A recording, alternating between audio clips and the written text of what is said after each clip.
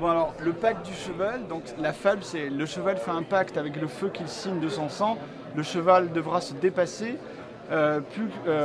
plus qu'il ne croit pour arriver à ses fins. Là où il y a une cause juste à défendre, son sacrifice devient obligatoire.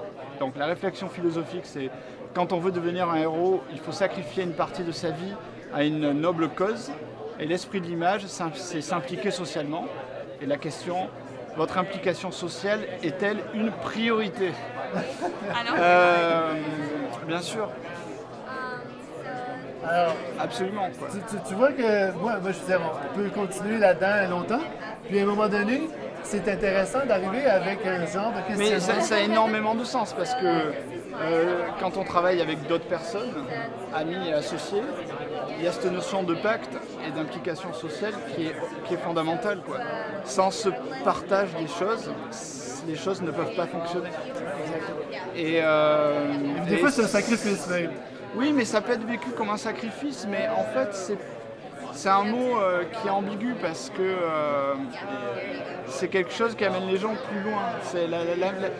C'est exactement la même chose quand vous avez des personnes qui ont peur de partager leur savoir parce qu'ils ont peur d'être volés, donc ils gardent les choses.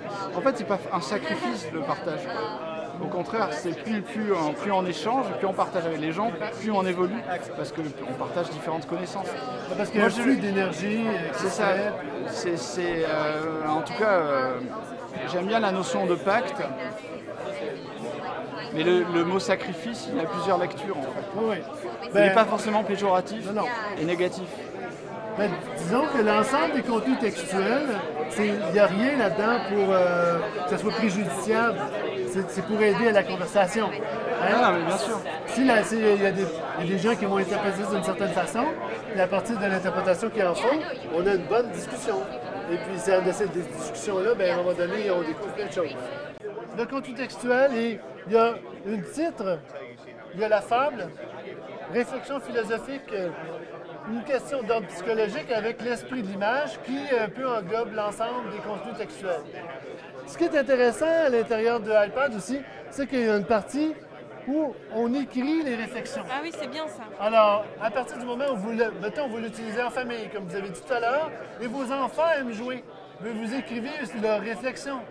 Vous observez vos enfants, comment ils jouent. Même chose si vous avez un aîné qui est hospitalisé, possiblement qui a perdu un peu la mémoire, vous le suivez à l'intérieur de ça.